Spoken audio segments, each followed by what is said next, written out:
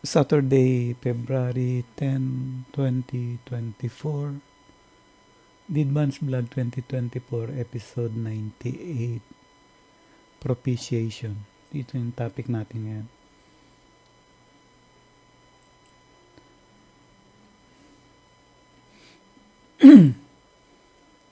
So, merong sinek ko yung mga Bible reference dito sa propitiation. Marami siya, no? Pero out of those many verses, pumili ako ng 5. Actually, ito yung pinili ng ni ni Google. So, ito yung i-discuss natin tungkol sa propitiation. Unang-una, sa sa dictionary, ang definition nila sa propitiation, meaning action of propitiating, action of appeasing a god, spirit, or person. And then ginamit yung word na atonement patungkol ito sa gawain ni Christ sa atin. So ang propitiation ay similar sa atonement. And then alam natin na when it comes to atonement, ang pinag-uusapan dito ay yung tungkol sa salvation o kaligtasan. Now, don't get me wrong na bakit na naman kaligtasan ang pag-uusapan, kasi supposed to be ang vlog natin will always discuss about the obedience sa ating Panginoon. So, basically, alisin ko na yung basically. So, actually, pero ang minsan ang puntos kasi natin yung ano ang dapat gawin ng isang Kristiyano matapos na siya ay maligtas. Kasi ang viewpoint ng ng Christendom today, pag merong convert, to keep that convert dun sa sa doctrine teaching ng church. And seldom akong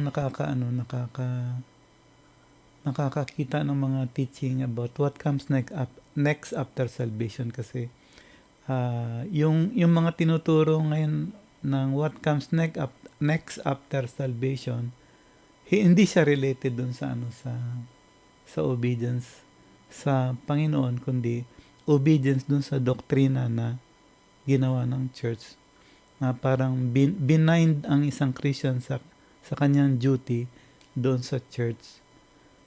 And to the point na na for example sa mga kulto, to the point na sisirain ng church yung yung family basta lang kasi dapat madala mo yung pamilya mo sa Panginoon. Pag hindi mo dala sa Panginoon, andun na yung problema. So, andun na yung kapag sa family ang majority ay hindi Christian, pinapersecute yung Christian.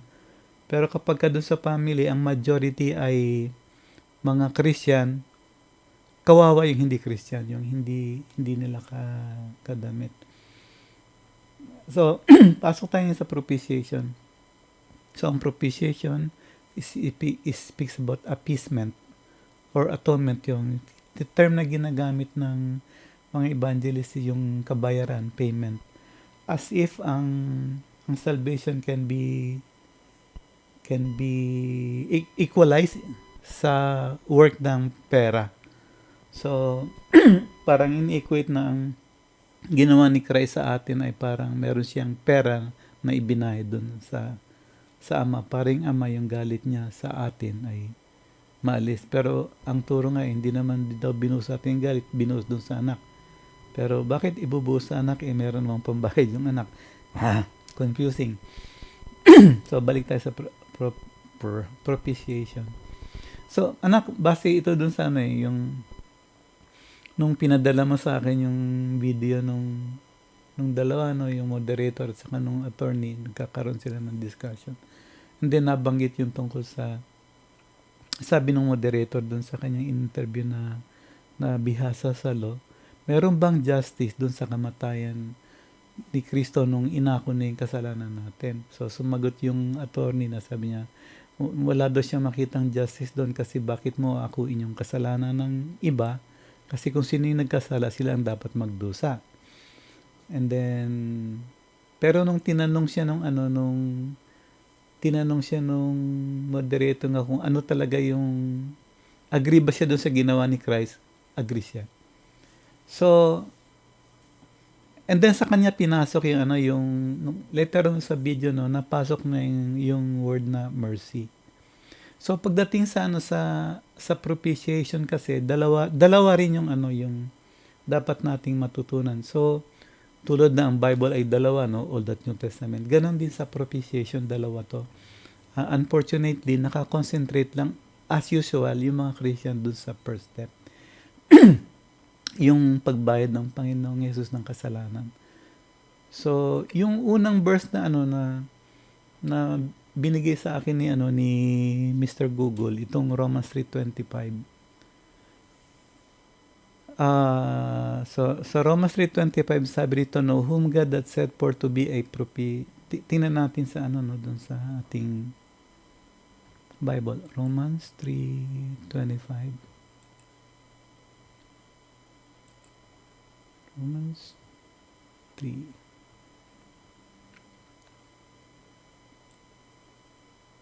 Okay.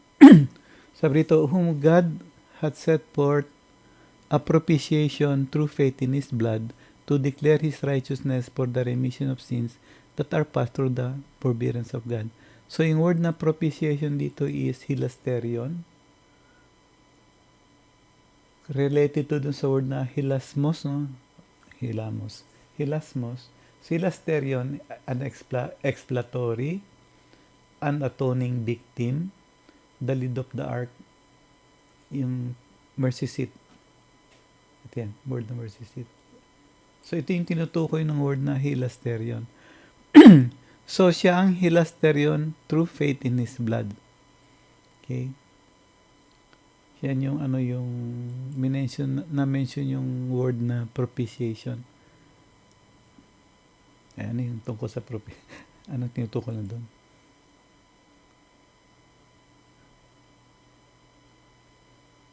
Remission of sin. Yan, kabayaran ng kasalanan. Remission. So, ang word na remission ay paresis, pretermission, pretermission, termission, remission, toleration. Then, yung next na na verse ay itong Hebrews 2:17. Wherefore all things it behoove Him to be. Tingnan rin. Hebrews 2:17. Hebreo 2:17.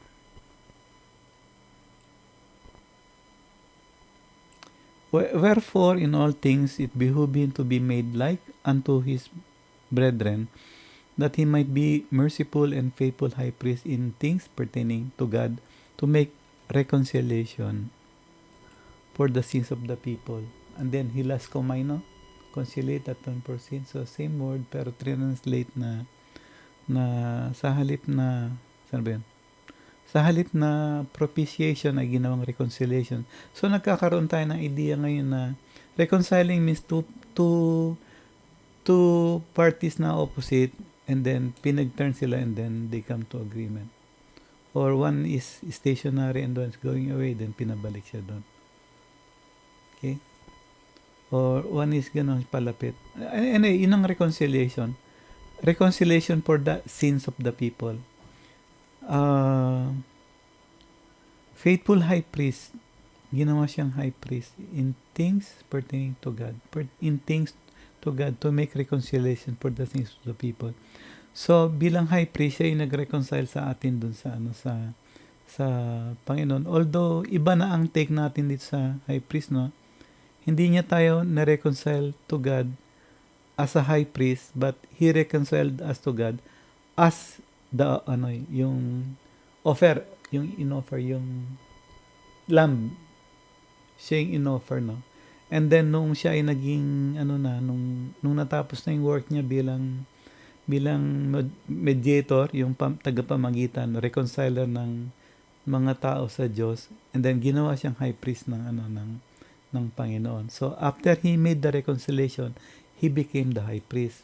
So hindi siya ginawang high priest tapos ni-reconcile tayo. He has first to come to go doon sa sa cross. Kaya 'di ba sinasabi niya sa atin sa Bible na nagpray ang Panginoon na pwede bang lampas na tong cup, pero kung ito na lang talagang paraan, iinumin ko ito. Parang sinasabi na, parang kinakailangan ba yung exam? So of course kailangan ng exam. Hindi to prove na hindi to prove na natuto siya, kundi para i-prove na qualified siya dun sa position na ibibigay sa kanya bilang high priest. Tak. And then yung next verse ay itong 1 John 2:2. And this is the propitiation for our sin, not for ours only, but also for the whole world. So nakikita natin yan tingnan na rin natin sa actual copy natin ng 1 John 2:2. 1 John 2 verse 2. Yan. Propitiation, ang word na ginamit ay hilasmos. Ito na yung hilamos sinasabi ko. Atonement and expiator. Propitiation, reconciliation, reconciler. And He's the propitiation for our sin and not for ours also, but for the whole world. So, itong John 2 ito yung, sabi mo, di ba nagbigay ka ng meme sa akin ng mga Calvinist, ano? So, this is one way din ng pagsagot sa kanila, although hindi nila tatanggapin ito. The same way na yung mga Christian na brainwash na ang Ten Commandments ay baliwala. So, kahit anong convince ang gagawin mo sa kanila, hindi talaga sila mababago ng salita mo. Pero mababago sila ng salita ng Diyos. Kasi ang trabaho lang natin is to plant, not seed of doubt, yung style ni Siri, did God say? Hindi yun. Kundi pinakita natin na ang salita ng Diyos, kahit kailanman, hindi yan nabubura. So, pag nag-isip sila, hindi, nabubura yan. Pinalitan yan ni Kristo. Yung isa, di ba yung example na binigay ko sa'yo nung kinausap ako ng elder, di ba sabi niya, basically ganito, sa Old Testament, thou shalt not kill, murder. Sa New Testament, pag galit ka sa kapatid mo, nagko-commit ka na ng murder. So, lumalabas ngayon na mas maganda yung sa New Testament kaysa dun sa Old Testament. Kasi sa Old Testament, ang sin of murder ay makukumit mo lang kung ginawa mo na mismo yung actual na kasalanan. Samantalang dun sa New Testament, iniisip mo pa lang, kasalanan na. Pero nung tiningnan natin yung verse na tinutukoy, hindi siya sinasabi na nagkakasala ka sa pag-iisip. Kasi kumukontra ito dun sa aral na tinuturo sa atin nung kapatid ng ating Panginoon, si James, na ang tukso hindi kasalanan. So pag nasa isip pa lang yan, meron kang chance na na talikuran yan. Yan yung sa kasalanan ni Cain, So, ang sabi ang instruction ng Panginoon, ibigay yung first fruits, pero ang binigay niya fruits, hindi yung first fruits. So, disqualify yung offering niya. Kasi yung first fruits, ito yung kay Abel, yung firstling of the lamb, namatay ang tagapagligtas. Tapos kinain ng pamilya, ibig sabihin appropriate yung salvation. And then yung susunod, ito na yung yung wave offering, yung first fruit, na yung namatay na yung tagapagligtas na buhay uli. So, hindi niya sinunod ang Panginoon, So, sa isip niya, pwede yung ganong kasalanan. Pero ang Panginoon hindi nagalit sa kanya kasi at that time, ang Panginoon sa Genesis, siya ang high priest. Siya yung nilalapitan itong si Adam, si Eve, si Cain at si Abel pagka mag-worship na sila sa Panginoon every year, first day of the month, or 14th day of the month, or 15th day. So, ang Panginoon, pagbigay ni Abel nung kanyang offering, tinanggap ng Panginoon. And then, dumating nung turn na ni Cain, nakita ng Panginoon na wala yung tag, kasi tinatag yun na ito yung first fruit, walang tag. So, siyempre, alam din naman ng Diyos na hindi natin maluloko ang Diyos. So, alam na hindi first fruit yung sabi kanya, hindi pwede yan. So, nagalit si Cain. Tapos sabi naman ng Panginoon, Meron pa naman next year. So, gandahan mo lang next year, tatanggapin din yan. So, sa isip niya, pwede yon. Isip. Tapos ginawa niya. Tapos may kapatawaran. Pero ang problema kasi dito, yung kasing first fruit na to, ito yung larawan na si Kristo ay mabubuhay muli. Tandaan natin no, nung namatay ang Panginoon ay Passover. Then after 3 days, yung sa Feast of the Unleavened Bread, nabuhay siya nung Sabbath day.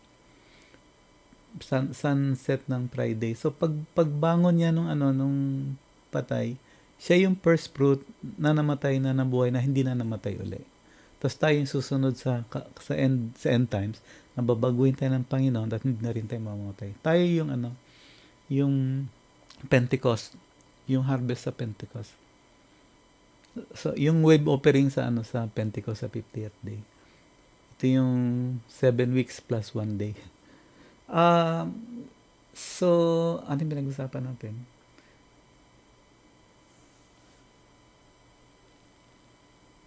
Yung sa mga Calvinist. So ang salvation ay para sa lahat. Okay? Pero meron tayong pag-uusapan sa hindi, pag-usapan na rin natin ngayon. Yung mga tumanggap sa sa work ni Christ, ligtas. Yung mga nag-reject, hindi rin sila ligtas. And then tandaan natin na lahat ng tao na namatay, meron niyang oportunidad na makilala ang Panginoon. Hindi lang natin alam kung paano. Pero ang Panginoon never siya magbibigay ng kamatayan sa isang tao kahit ito nasa bundok, kahit ito'y walang kausap na kapwa niya, na hindi niya ipapakilala ang sarili niya. Depende na sa taong yun kung tatanggapin niya ang Panginoon dun sa knowledge na binigay sa kanyang Panginoon o hindi. Siya yung third And then yung fourth verse ay itong 1 John 4:10. Sabi rito, herein is love, not that we love God, but that He loved us and sent His Son to be the propitiation for our sin. 1 John 4:10. 1 John 1 4:10. 4:10. So, tingnan natin tong Yung propitiation na ginamit dito ay yung hilasmas pa rin, atonement expiator. And then kung mapapansin natin ang sabi rito sa first part ng this first part itong summary ng verse na to, makikita natin na it was God who first loved us. Hindi natin minahal ang Diyos na una, kundi ang Diyos minahal niya tayong una. Pero may mga tao na kaya sila nireject ng Diyos kasi nireject nila ang Diyos ng una. Nauna sila nag-reject sa Diyos, kaya nireject din sila ng Panginoon. Kaya walang blame ang Panginoon kapag ang isang tao ay mamamatay sa kasalanan. So, yung herein is love, not that we love God, Hindi tayo una nagmahal sa Kanya, kundi Siya ang una nagmahal sa atin. Sa panong paraan? Sa pamamagitan ng Kanyang anak. Why? Bakit sinabi rito na we did not love God? Kasi when God created us, when we were born, so supposed to be pagising natin, automatic mamahalin natin ang Panginoon. Pero hindi. Naagaw tayo ng maling aral. So, sa isang video na ginawa ko noon, sinabi ko na ang isang sanggol, pag pinanganap, nasa kanya ang buhay ni Kristo. Wala siyang kasalanan. So, pag namatay siya, diretso siya sa langit. Ibig sabihin, sa presence ng Panginoon. Doon siya kasama ng Panginoon. Yung Panginoon na magpapalaki sa kanya, katulad ng pagpapalaki ng Panginoon kay Adan at kay Eva. So,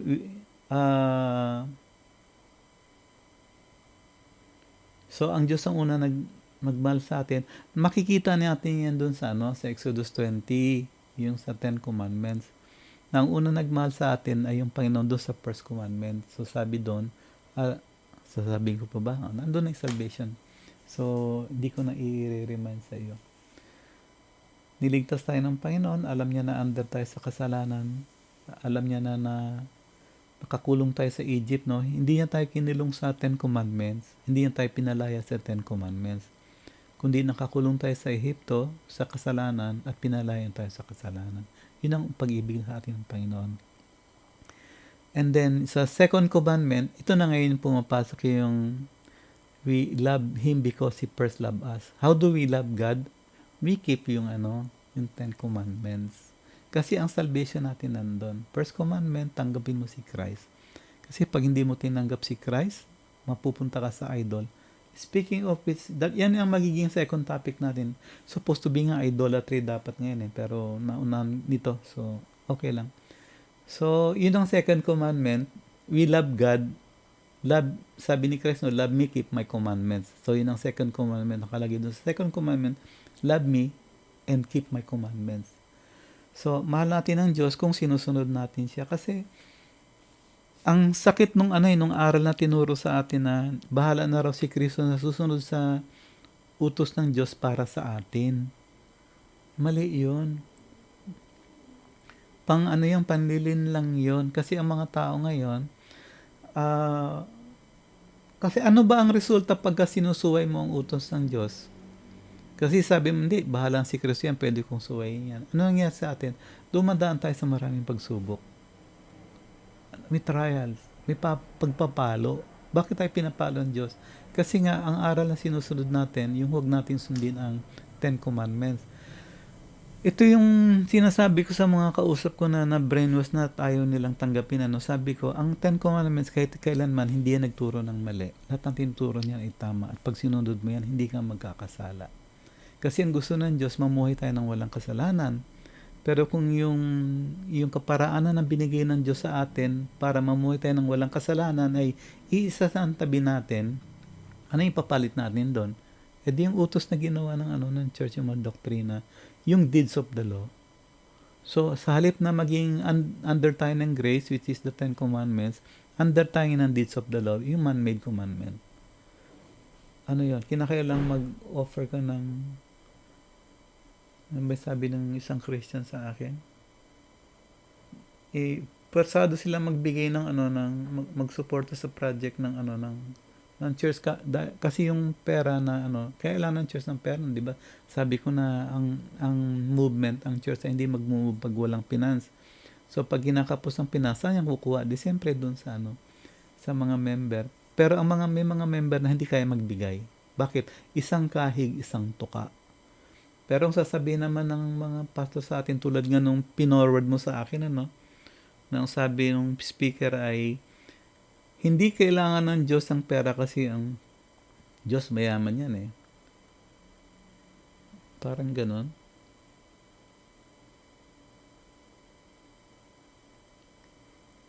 At ang blessing daw darating lang kung magbibigay tayo sa Panginoon. So, pyramid scam, kinakailangan mag-invest ka sa Panginoon para ikaw ay ipapalitan niya yung yung binigay mo. And then, hindi kailangan ng Diyos, kailangan balik yung pera, pero kaya kailangan ng Diyos. So, ibigay mo sa Panginoon at sa church at ang Panginoon na magsusukli sa iyo. And then, napasok pa doon yung sa 5 loaves of bread and 2 fish, yun ba yun?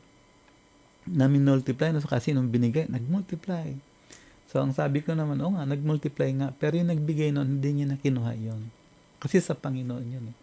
So, kung nagbigay ka sa Panginoon, huwag nang babawiin. So, binigay sa Panginoon, then, minultiply ng Panginoon, nakinabang yung marami.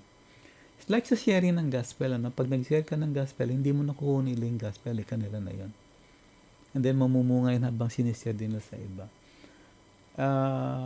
And then there is this example pa rin yung old woman na yung kanyang huling 50 centavos, yung dalawang 25 cents niya hinulag niya sa offering box. Sabi, kita niyo na, sacrificial giving. Actually, hindi yung sacrificial giving kasi nagbigay siya doon sa sa offering box para sa mga mahihirap. Ito yung tithes na collected every 3 years, once every 3 years. So paghulog niya, dumating na yung time ng pag-collect, so meron siyang yun na lang kasi ang nasa kanya eh. So, binigay niya lahat yun. Kinakailangan itong mga destitute, kahit so naman, ibigay nila yung yung lahat na yun. Kasi after that, ang sabi ng Panginoon, hahatiin yun at ibibigay dun sa nagbigay. So, yung dalawa niya, pagbigay niya, babalik sa kanya yung dalawa, kasama yung iba pang parte nung iba kung paano na hati na equal yung Kaya nga walang nagkukulang, walang sumusobra. So, pantay-pantay sila lahat. So, hindi hindi equivalent yung ano yung ginawa ni Kristo sa pera.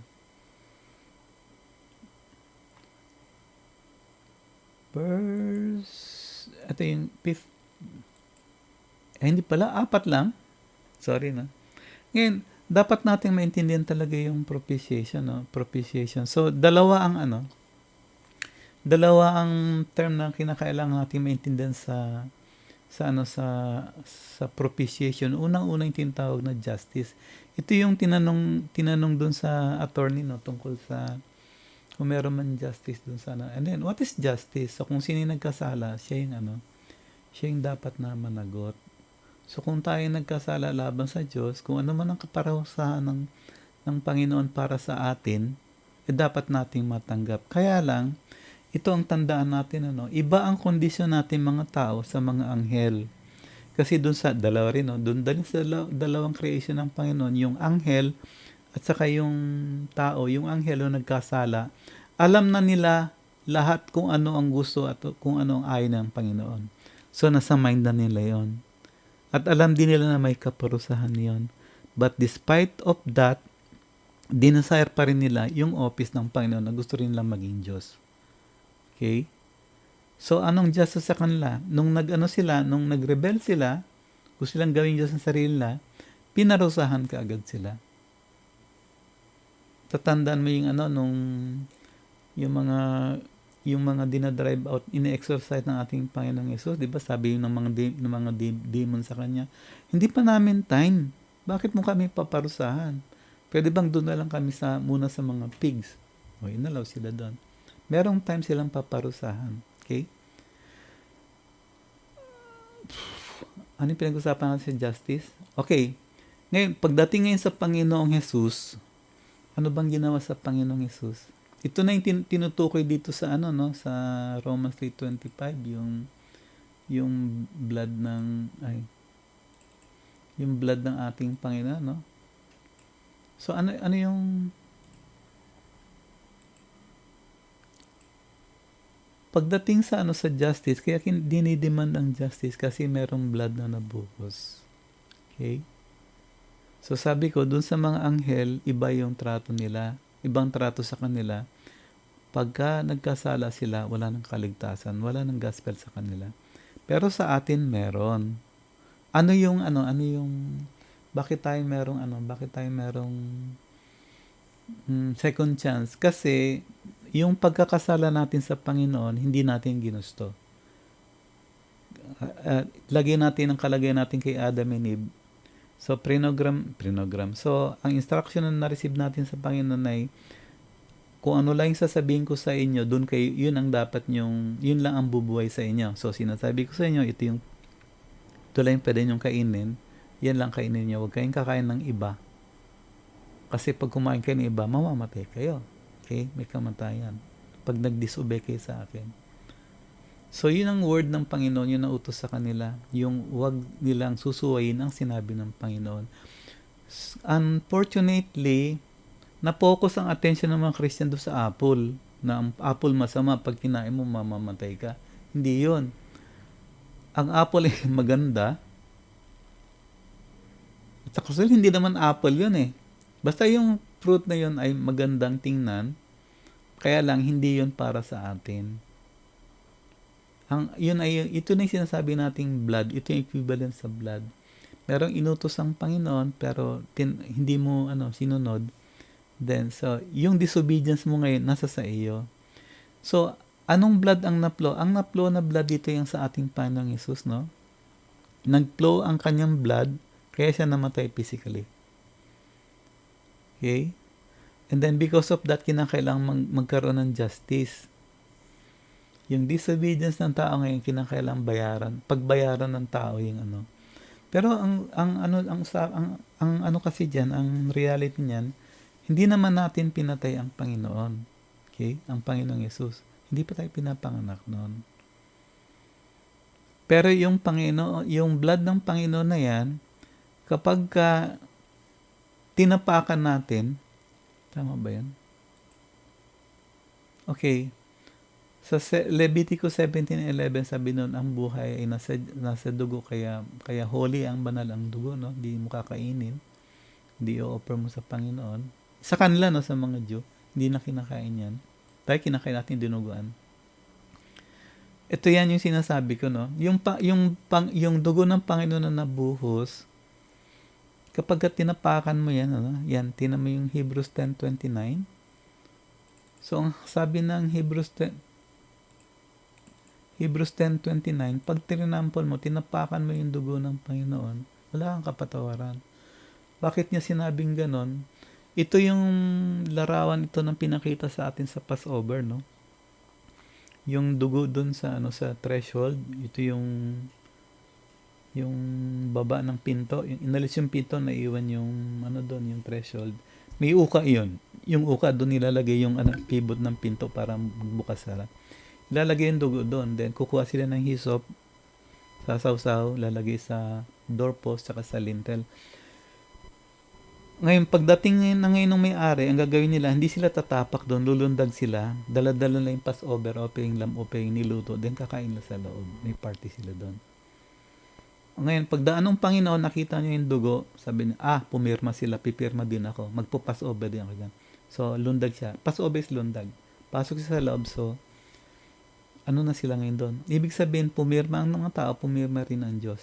So, nag-agree sila na ang Diyos ang kanilang Diyos. Ngayon, yun namang bahay na, halimbawa may dugo na, merong inimbita, kain, wala ka palang land, kain ka sa amin. Pagdating niya doon, yung dugo, nakita yung dugo, hindi siya lumundag, tinapakan niya yun, ibig sabihin, hindi ako papasok, ayoko niyan, hindi ako mag-agree. So, pag tinapak mo yan, ibig sabihin, hindi ka pumirma sa kontrata. Ang kontrata yun ay kaligtasan. So, rejected ka ngayon, not because ni-reject ka ng Diyos, kundi ni-reject mo ang Diyos. So, mali na naman ang mga Calvinist patungkol dyan sa truth na yan. Kaya sabi nga ng Panginoon, wala nang kapatawaran yan. Kasi si Adam at si Eva nagkasala dahil nauto, no? May ibang, ang sabi ng Panginoon, huwag niyong kainin yan. At siyempre, susundin nila yon kasi tatay nila di ba? Tapos mga baby pa walang alam, susunod yan. May nagturo ng mali. Nauto sila, nagkasala sila ngayon. So sabi ng Diyos, okay lang, may kapatawaran yan kasi nagkasala kayo. Not intentionally. May nang-uto sa inyo. Ngayon, ano ngayon ang nangyari sa atin? Pag-anak natin nga, andun na yung baby tayo, andun yung buhay ng Panginoon. Maalab yan. Kaya, madali tayong turuan, mga bata, madaling turuan patungkol sa Panginoong Yesus. Ngayon, unfortunately, kahit natututo sila, wala pa silang chance na tumanggap sa Panginoon kasi wala pa silang gaanong knowledge yan. Ngayon, ang kultura? Ang kultura, kinakailangan mag-aral ka. Ngayon, bakit ka kinakailangan mag-aral? Para makapagtrabaho ka. At bakit ka magtatrabaho? Para kumita ka ng pera. Bakit ka kumita ng pera? Para ka mabuhay. So, sa halip na ang Panginoon ngayon ang ituro, ang tinuturo ngayon yung pera. So, yung ilaw na iyan na malakas ang apoy nung pinanganak yung bata, unti-unti nawawala yan. Hanggang sa i-reject nila totally ang Panginoon kasi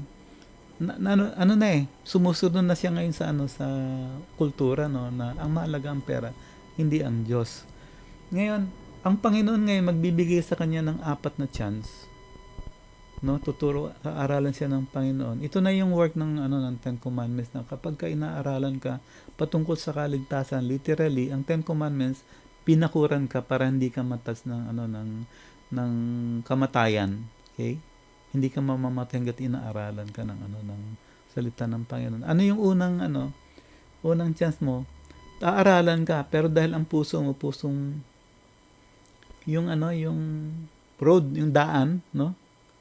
Na paghasik nung gospel salvation, siya ay kinakain ng crow, yung mga maling aral na natutunan mo, nawawala yung knowledge na yun. Kaya hindi mo tinatanggap ang Panginoon, baliwala sa iyo. Pero habang nagmamature ka na ngayon, nagkakaroon ka na ng kaalaman, maaralan ko ulit, pero ikaw ay parang mabato. So, i-entertain mo yung gospel, pero hindi ka rin tatanggap kasi pagdating ng maraming problema, kakalimutan mo rin yung ano, yung mga inaral sa'yo. Pag graduate mo ngayon, meron ka ng trabaho, kumikita nga ngayon, aaralan ka ngayon. So, sabi na tinanggap mo si Christ, ano? Kaya lang, sabi doon, but the pleasure of this world, yung ano, yung tinik, yung mga ginto na, ito yung tinik, no, na mapunta ka doon sa tinik, ano nga, uusbo nga, magkakaroon ka nga ng interest, pero yung interest na yung mawawala. Bakit? Kasi ito yung tuso ka ng wealth. Marami kang pera. Oh, blessing ng Panginoon yan. So, nabulag ka rin na pag maraming pera, maraming blessing ng Panginoon. Pero hindi mo alam, yung ano na yan, yung thorn na yan, yan ang pumipigil sa'yo para makapasok ka dun sa susunod na lupa. Kasi, ito yung thorn, andyan yung ano, yung pinto na may dugo ng Panginoon na para makaalis ka sa thorn, kinakain lumundag ka doon. Para pag lundag mo ngayon, makaalis ka sa thorn, mapunta ka doon sa lupa na prepare. Ito yung mga puso, ito na ngayon yung ano, yung mindset mo na kapag ka dumaan ka dun sa rejection ng Panginoon, medyo tinatanggap mo siya, pero yung problema, kinata yung gospel sa'yo, and then gusto mong tumanggap sa Panginoon, kaya lang marami kang pera, pero nalampasan mo yan, pumunta ka ngayon dun sa ano, sa pallowed ground. Ito yung talaga inararo na inihanda na ng Panginoon, at pagdating doon, tinanggap mo na ang Panginoon. Paano mo tinanggap ang Panginoon? Lumundag ka. In-accept mo, pumirma ka sa kontrata. Hindi mo trinampol ang dugo ng Panginoon. So, hindi na ire-require sa iyo ang justice na mamatay ka dahil ni-reject mo ang Panginoon. Dahil hindi mo ni-reject ang Panginoon, hindi mo ni-reject si Christ, hindi mo tinapakan yung dugo na nabuhos. Okay? Justice. Ngayon, pero yung justice, yung dahil pinatay si Christ, ito ngayon ay mapapataw doon sa mga tao na magre-reject, yung tumapak. Meron justice sa kanila. Ni-reject nila ang Panginoon, parang nag-agree sila doon sa mga Romans na tama lang yung pagpatay nyo. Kina Pilate, sa mga high priest, sa mga disobedient yun na tama lang ng patay nila yung Messiah nila, ma-agree tayo sa kanila din. Kasama tayo doon sa, sa mananagot. Tulad ng pananagot nila. Diba, bumagsak ang Roman Empire, ang Israel nabura sa mapa, ang temple nasira. Pero yung mga Christian, yung mga tumanggap sa ating Panginoong Hesus, bago nasira yung Jerusalem, na-rapture sila. Dinala sila ng Panginoon sa isang safe na lugar. Tulad ng kanyang pangako sa Matthew 24. Okay?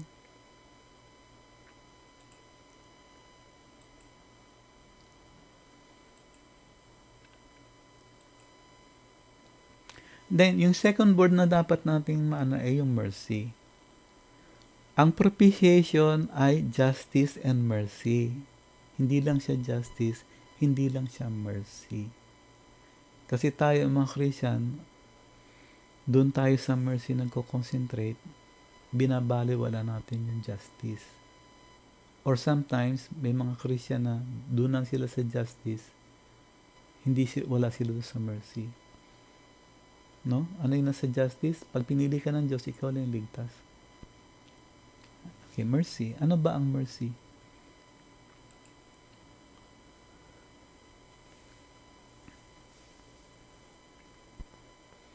Bakit water to? Kasi yung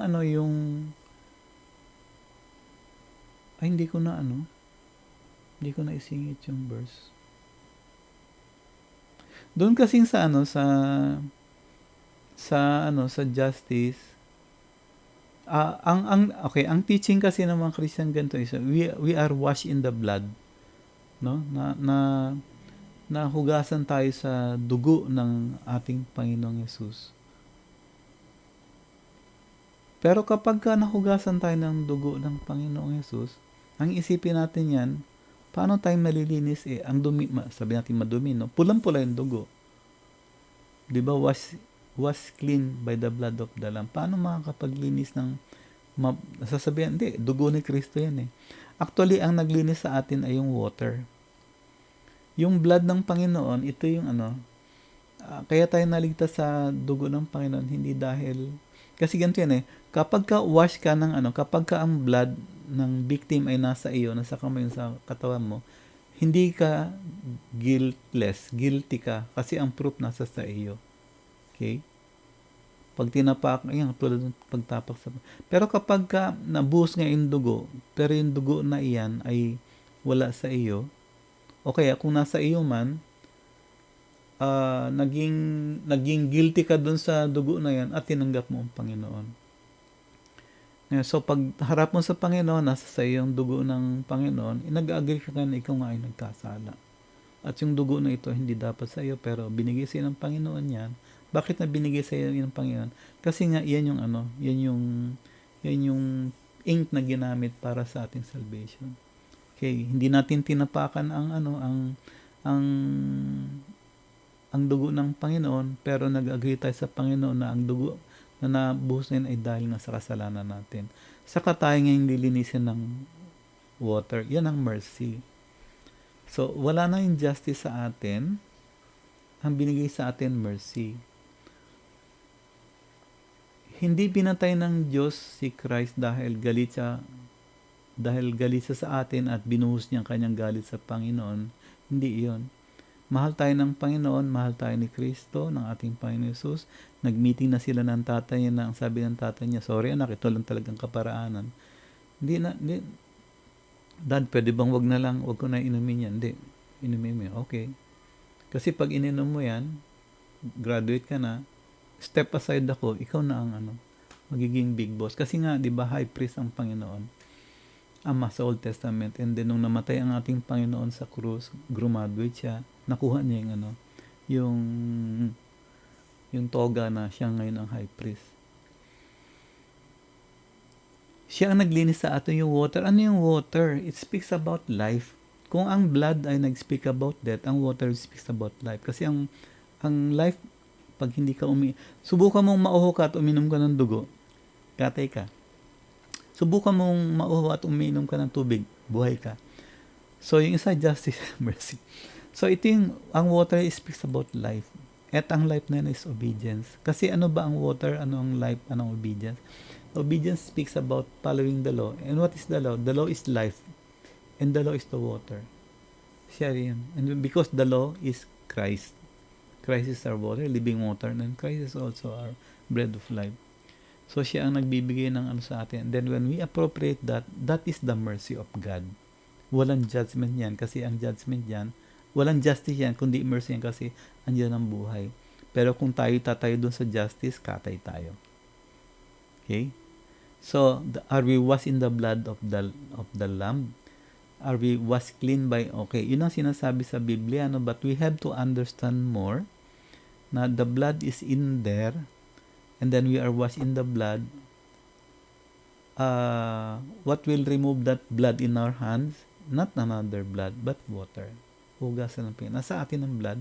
Supposed to be guilty tayo. Supposed to be injustice ay nasa atin. Pero ang mercy ng Panginoon, yung tubig ang binuhos dyan.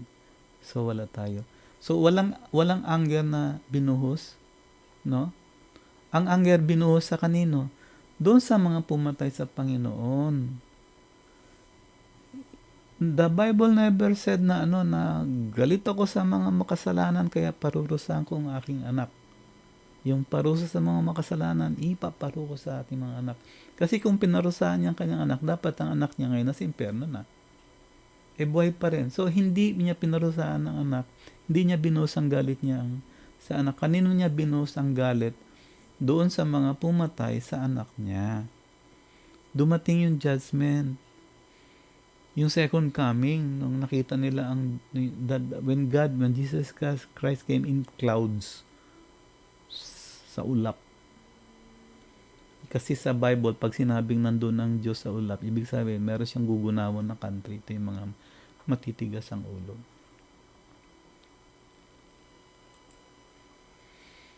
Man shall not live by bread alone, but by every word that proceeds out of the mouth of God. So, yun ang naglinis sa atin, no? Yung tubig ng Panginoon, and yung buhay, dugo, tinapay.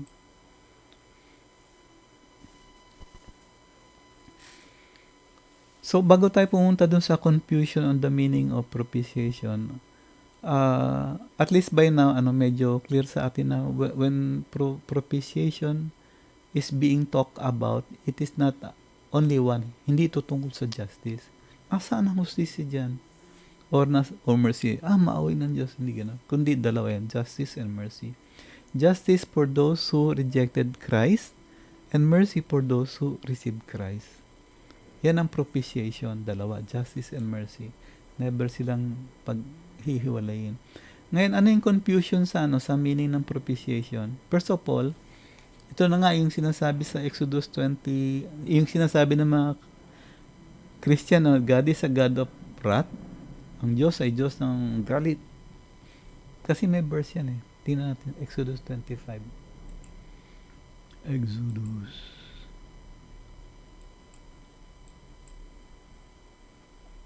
Ten Commandments yan ha. Exodus 20, verse 5. Ito yung yung sa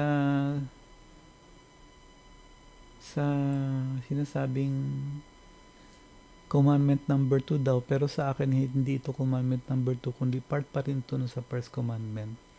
So sa first commandment, ang sabi rito nun, andito yung kaligtasan ng Panginoon. Bondage tayo sa Egypt, no? Bondage. Hindi tayo bondage sa sa Ten Commandments, kundi ang Egypt.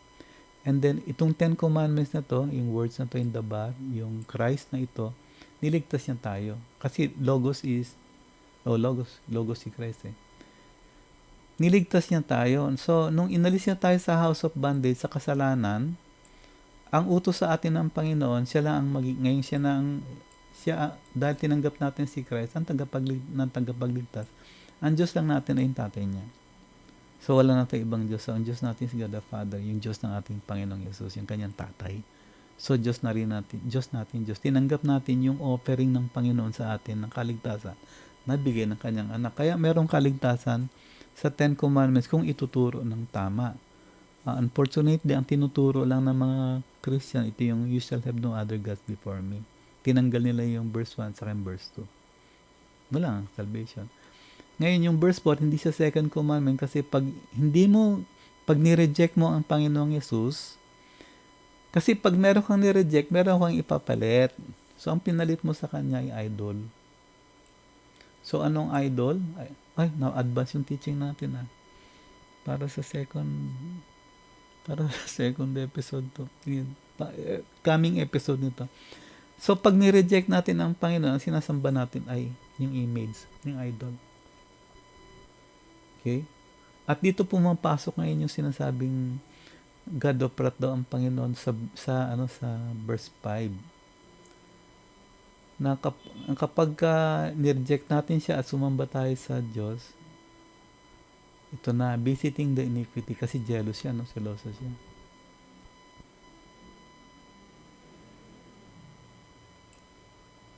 Ikaw, yung anak mo, yung apo mo, at yung kaapo-apo sa tuhod, yari sila.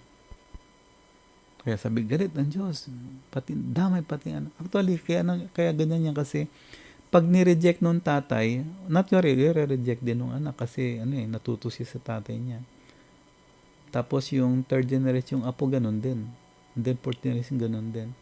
Not unless na any from this generation will break that curse, yung sumpa na yan, kung tatanggapin nila yung nasa first commandment.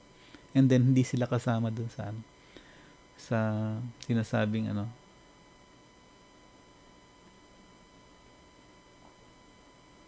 So, God of wrath ba siya? God of wrath siya nung mga disobedient, but never sa mga obedient sa atin. Kaya hindi tayo takot sa Diyos. Unfortunately, ang mga Christian, takot sila sa Diyos, maingat sila sa pamumuhay kasi ang teaching sa kanila, ang Diyos ay namamalo. Sino lang ang pinapalo ng Diyos? Yung mga hindi sumusunod sa Ten Commandments. Kung binigay niya na ito, 10, sundin mo to. And then, pag tingin natin, wala namang mali. At saka ang daling sundin. Ano yung pinakamadaling sundin dyan? Yung commandment number 4, sabi ng Panginoon, mag-day off ka.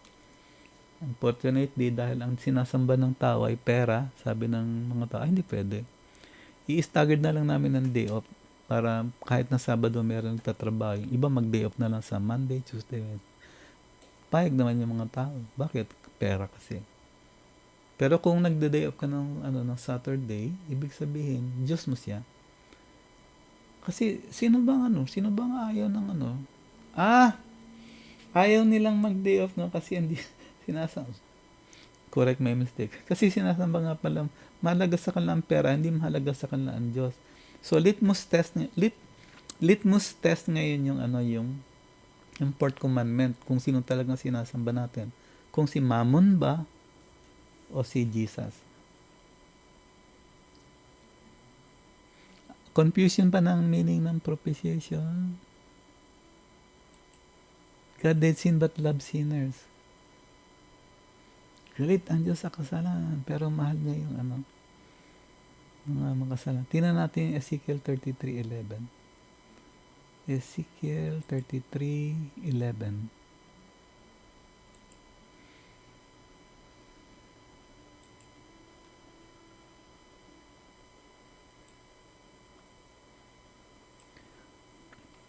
Say unto them, I live, said the Lord God. I have no pleasure in the death of the wicked, but the wicked turn from his way and live. Turn ye from your evil ways, for why will you die, O house of Israel? Okay? Mahal ng Diyos yung mga makasalanan. At wala siyang pleasure, inclination, to be pleased with, o desire, sa kamatayan ng mga makasalanan. Ayaw niyang mamatay ang mga makasalanan, pero ang gusto niya yung mga makasalanan yan ay mag-turn dun sa kanilang evil ways.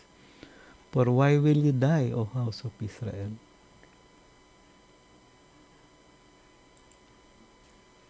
Ano yung confusion ngayon dyan?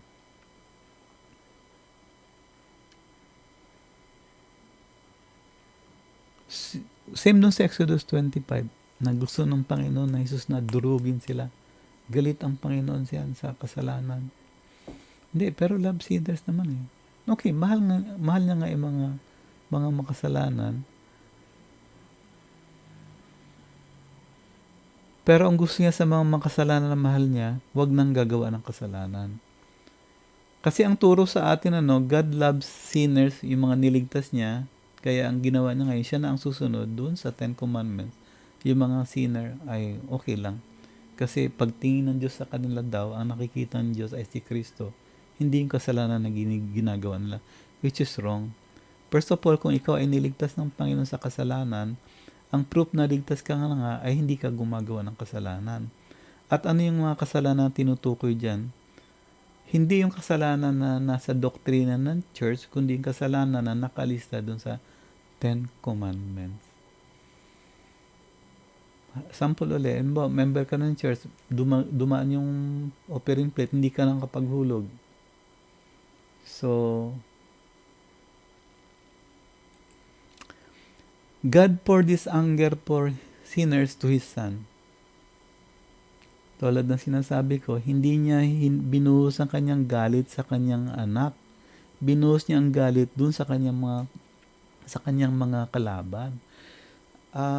Hindi ko nahahanapin yung reference sa Bible, pero alam mo yung istorya nito tungkol dun sa hari, yung umalis so iniwan niya yung kanyang ari-arian dun sa kanyang mga katiwala. Sabi niya, pasahan niyo na lang ako ng income doon sa pupuntahan ko. Walang dumarating. So sabi niya, pa-check ko nga doon sa mga messenger ko. So punta yung mga messenger para i-check yung mga ito.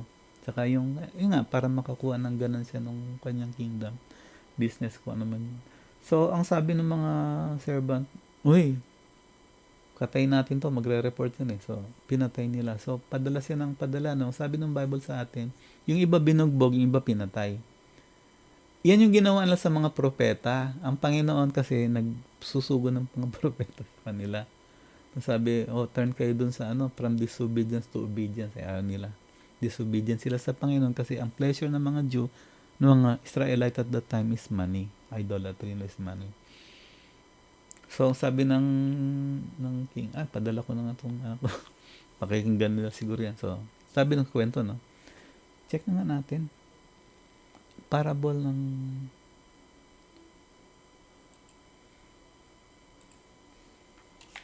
parable of the servant who killed the son. KJB.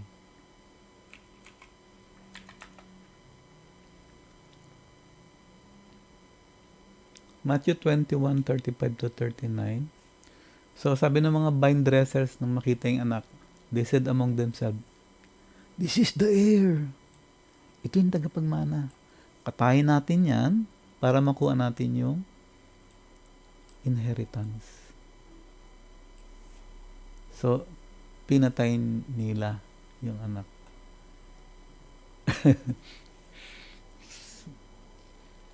Siguro sabi ng Panginoon, kausap niya, talaga kami pinapatamaan ito. Katayin ka nga namin. Matthew 21:35-39. Matthew 21:35. Matthew 29:35. Wala namang 29. Ano ba naman tong 21, hindi 29. Matthew 21:35-39.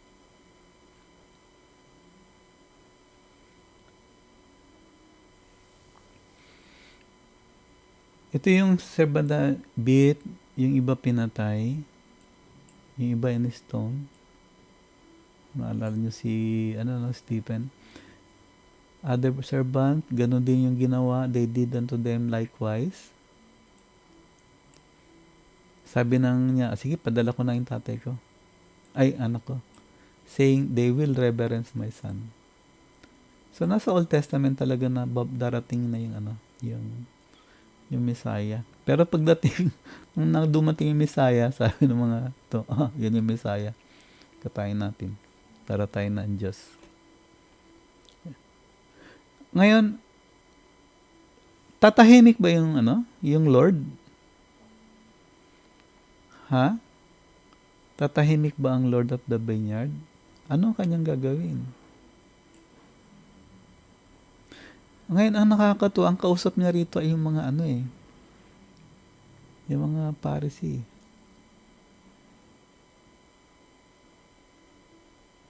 Chief priests and elders.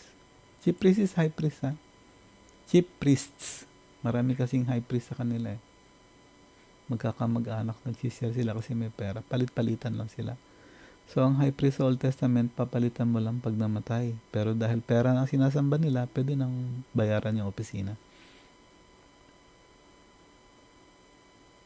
So, ang sabi sa kanila, galit na galit pa yung kinikwentuhan niya. Hindi, wicked sila. Dapat silang katayin. And then, pumasok itong sabi ng Panginoon sa kanya sa Psalms 118, Did you never read in the scripture, the stone which the builders rejected, the same is become the head of the corner. This is the Lord's doing, it is marvelous in our eyes. Therefore, I say unto you, the kingdom of God shall be taken from you. Okay. Ang kwentong ito ay patungkol sa kanila. And given to a nation bring forth the fruits thereof. And whosoever shall fall on the stone shall be broken, but whosoever it shall fall, it will grind him to powder. So, hindi tatahimik yung ama. Babalikan niya yung mga pumatay sa kanyang anak. Although, hindi naman galing sa Panginoon, yung galing sa kanila mismo, no? Ito yung sinabi na, hindi pwede yan. Dapat katayin sila. And then sabi na, kayo yan. Verse 45, napansin ngayon ng mga priest sa Pharisee, teka muna. Kami yun na. joke. Kami yun na.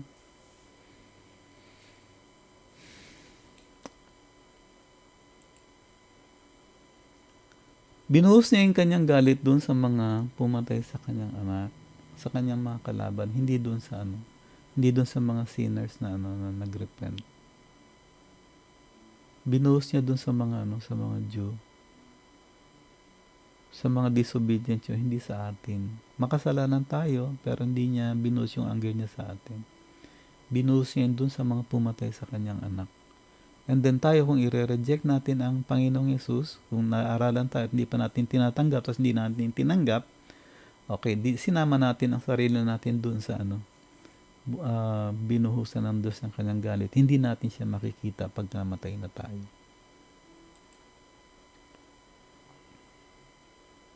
Okay, sabi ng iba na, how can a loving God punish His creation? Hindi pwede yan, mabait ang Diyos. Ito naman sa opposite extreme. Hindi, loving God, hindi siya nagpapanis. So, ano nakita natin dito sa sa understanding propitiation? The creation tayo were given a choice, death or life, justice or mercy. Tayo ang mamimili, hindi ang Diyos ang pipili para sa atin. Hindi sasabihin ng Diyos na, oh, ikaw, mercy ka, ligtas ka, ito, justice to, tigas ang ulo, katain ko na to. Hindi ganon. Ang sabi ng Panginoon, ito yan, blue pill o red pill? Blue pill? Okay, red pill, katay. Blood o water? Pinapagpili tayo ng Panginoon. Justice o mercy? Kaya He never punish us.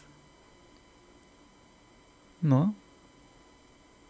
But instead of punishment, God gave us a choice. So the guilt is now with man, not with God. Kasi when we sin, we have an excuse, niloko tayo.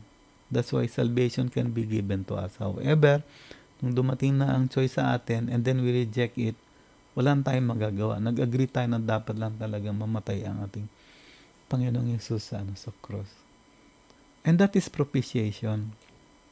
No? God pardons sinners. Kung yung sinner ay repentant, pero kung yung sinner ay hindi repentant, hindi siya mapapardon. Pardon is ito pa isa na pag-usapan ito nung moderator sa attorney, nung lawyer. So sabi ng lawyer, hindi din siya agree sa pardon. Kasi sabi niya, do you know, alam mo ba kung paano nag-work yung pardon? Mapapardon ka lang kung kilala mo yung presidente. Kung hindi ka kilala ng presidente, hindi ka mapapardon. Kung hindi starring yung pangalan mo. Okay? So kung sinner ka at umaasa ka lang na may magbaback up sa'yo para patawarin ka ng Panginoon, hindi pwede yun.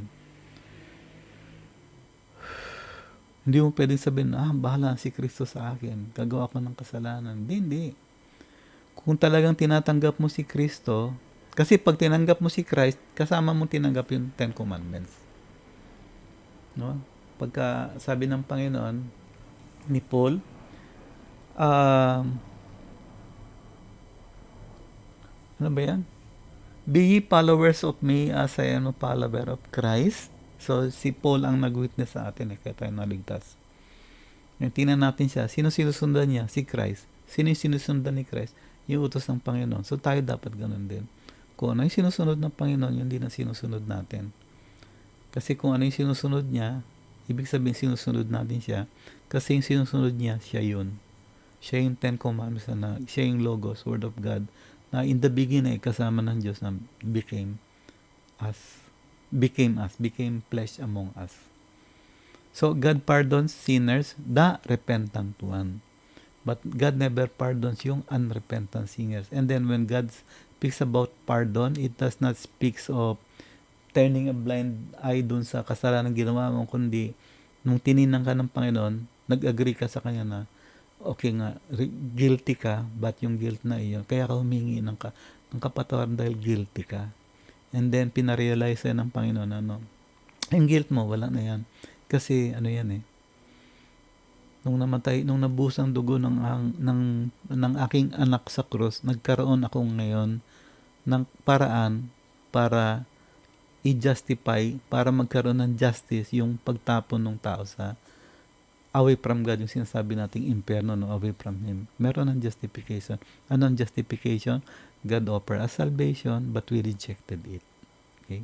God offers pardon, salvation, appreciation sa mga sinners, but the sinners rejected that So, justified ngayon ng Panginoon na parusahan sila. So, ano yung conclusion natin yan? Conclusion. Propitiation is the means by which God gave justice to His Son's death by just judging His Son's killers. Ito yung mga unrepentant sinners. So, ayun ang justice. And then, propitiation is the means by which God gave mercies to the sinner. Same, no? Isa justice na kuha to the sinners that repented of their sin of killing God's Son. Kasing kasalanan nila ang naging dahilan kung bakit ang ating Panginoon Jesus ay namatay sa krus. Not for God to pour His anger in His Son, His anger because of us to His Son, but rather to pour His anger to those people who rejected His Son. Kasi alam nyo, mahalaga tayo sa Panginoon eh. Which we will tackle sa mga next episode natin. Because we came from God, God created us. He did not create us from nothing. Kasi what is nothing without God? God will never use anything without Him. Na wala siyang print. So, ang print na yun is us, we came from God.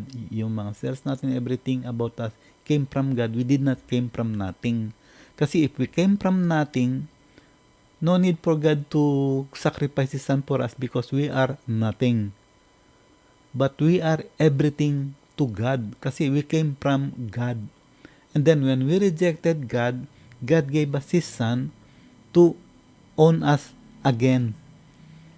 When God lost us because of our disobedience, God gave His Son to own us again. And then, ito yung mga verses na other verses. Oh, that's our conclusion. And then, ito yung mga verses ng other references na na nakita ko, yung Isaiah 1:18. Wait, sorry isang click, lalabas na pala lahat eh. Isaiah 1:18 tungkol sa your sins be as scarlet, red yung kasalanan natin. Red, dugo, magiging puti siya. Bakit? Kasi lilinisin tayo ni Kristo yung salita niya, yung word niya, lilinis sa atin. So, ibig sabihin ng malinis, gumagawa tayo, kumikilos tayo ng tama. And then, Matthew 25, put of blood, Mark 14, 22-24, Luke 22, 14-20, Romans 3:25, Ephesians 2:13, Hebrews 9. All this speaks about the shed almost all things are by law purged with blood. Bakit nga sinabi almost all? Meron bang hindi purged with blood? Without the shedding blood is no remission. So, kapag hindi nabusang dugo, walang kapatawaran. So, natutunan na natin sa propitiation. Kung hindi nabuhos ang dugo, walang justice. Kasi, bakit walang justice? Walang sin na nakumit. Kasi dumating sa Messiah, kaya siya pinatay kasi nireject siya. Kung dumating siya at tinanggap siya dahil lahat ng Jew tinanggap siya, hindi siya pinatay. No? Wala silang kasalanan. Hindi nila pinatay ang Diyos. Ibig sabihin, naligtas sila. Unfortunately, it did not work that way. Hebrews 10:19-20, blood of Jesus. Kaya tayo nakakalapit sa Diyos. Hebrews 13:12, and then 20-21. Again, that one. And then ito yung elect, according to the foreknowledge of God the Father, through the sanctification unto obedience, sprinkling of blood of Christ. So, ang foreknowledge ng Panginoon, kasi sabi ng foreknowledge, alam ng Diyos daw kung sino yung tatanggap. Hindi, wala yun hindi yun tungkol sa alam niya kung may tatanggap, hindi, kundi alam niya na kung kanyang plano na magkaroon ng mga taong tatanggap sa kanyang anak ay matutupad. Pero lahat ng tao, hindi niya sinabi na ikaw ligtas, ikaw hindi. Okay, so Diyos siya, sumasabay siya sa atin sa time frame natin, at tuwan-tuwa siya kapag ka merong mga repentant sinners na tatanggap sa kanyang anak. Genuine ang kanyang ang kanyang joy kasi hindi niya prinogram ang tao na tanggapin siya sa ayaw at sa gusto, kundi tatanggap sa kanya ng taos sa puso. So, tumitingin siya, tatanggap ba to? Hindi. Sabi na, hindi, Diyos siya, alam niya tatanggap. Hindi. Tinitingnan niya eh. And then tumanggap, joy in heaven. 1 John 1:7, if you walk in the light, okay, ang light is yung 10 commandments, kasi ilaw yan eh. Pag lumalakad ka doon, yun ang patunay na nilinis ka na nga sa lahat ng kasalanan sa pamamagitan ng dugo ng ating Panginoon because of His death. Justice and mercy because of His death. Propitiation, verse natin yan. 1 John 14, yun din yan. Romans 1:5. Bakit tayo?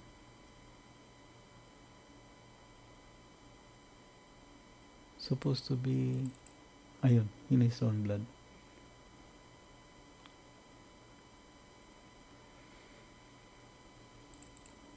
So, yan yung yan yung study natin tungkol sa propitiation. Of course, pagdating sa propitiation kasi nga, ang nasa isip is always yung the blood of Christ. We're saved by the blood and everything.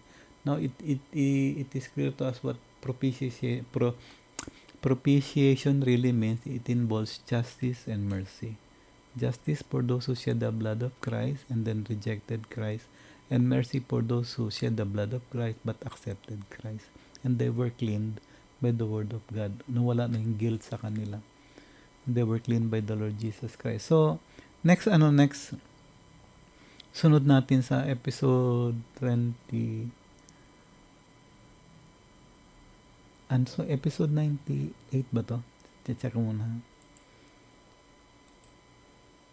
Episode 98 ito, propitiation, and then next time, 99 will be yung tungkol sa idolatry. So, hanggang dyan lang. Bye for now. Ilang minutes? 1 hour and 12 minutes. So, bye for now.